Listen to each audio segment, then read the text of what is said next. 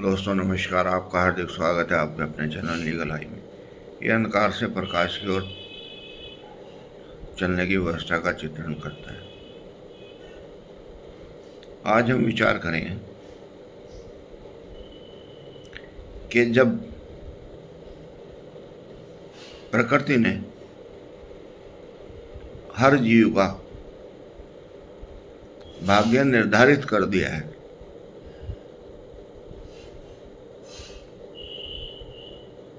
तो हम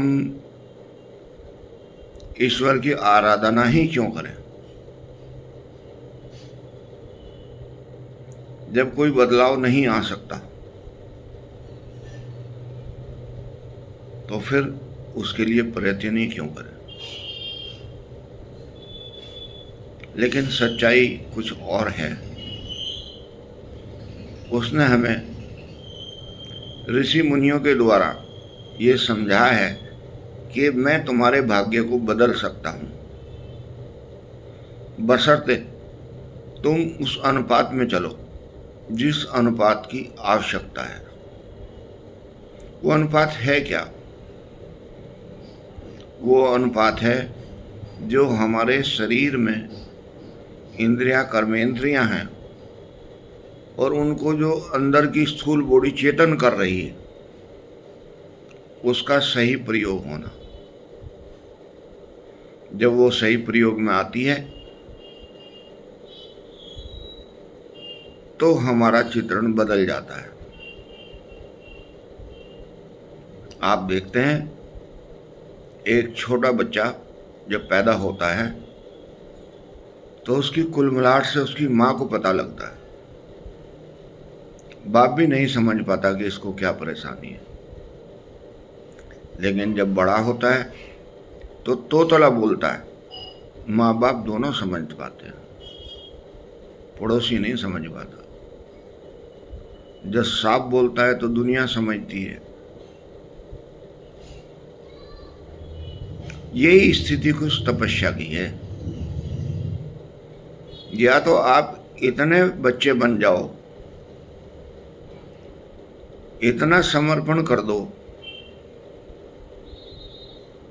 कि वो जो ईश्वर नाम की कोई शक्ति है वो आपको माता की तरह देखभाल करे। फिर ज़्यादा भाषा सीखने की आवश्यकता नहीं है, कोई कर्मकांड सीखने की आवश्यकता नहीं है, सिर्फ समर्पण की आवश्यकता है। फिर वो जाने उसका काम, आप जानो आपका काम। आपका काम है समर्पण करना, उसकी इच्छा है जहां चाहे ले जाए।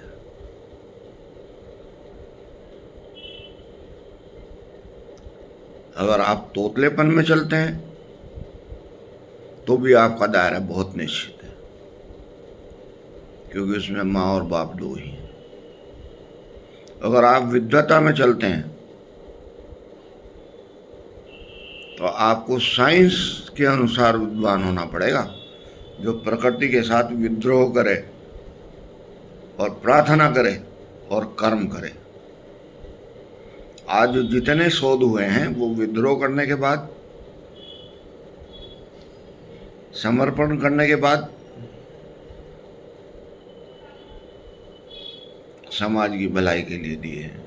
कोई वैज्ञानिक ऐसा नहीं है जिसने कोई एक अनुसंधान किया हो और सिर्फ अपने लिए रख लिया हो। पूरे ब्रह्मांड को दिया है और वही उसका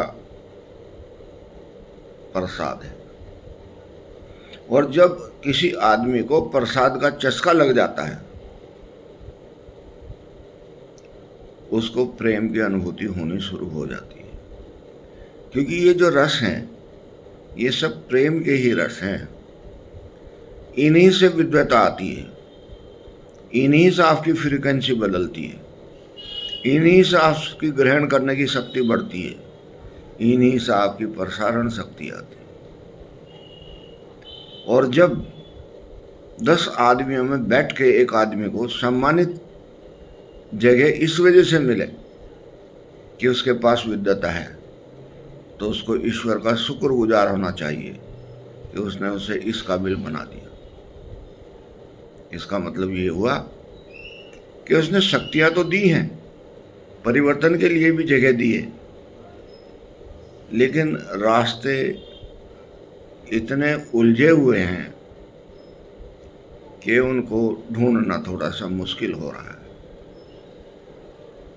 सारे सॉफ्टवेयर दिए हैं, लेकिन वो चेतन नहीं हो पा रहे हैं। या तो साधना का सही तरीका नहीं मिल पा रहा, या कोई ऐसा योग्य आदमी नहीं मिल पा रहा जिसकी भरपुटी जागृत हो और वो प्रेरणा देके रिमोट की तरह हमारी जिंदगी बदल जाए। यही जीवन का सार है। अगर हम इतनी तपस्या कर लेते हैं या इस ओर अग्रसर हो जाते हैं तो निश्चित रूप से हमारा भाग्य बदल जाएगा। आदमी तो हम वही रहेंगे जो हैं, लेकिन बोलचाल, व्यवहार, प्रेम सब बदल जाएगा। और ये सारी बदलन ही ये इशारा करती है कि ईश्वर ने हमें कुछ अच्छा करने के लिए दिया है, ऐसा एनवायरनमेंट दिया है जो जीवन को बदल सकता है। नमस्कार।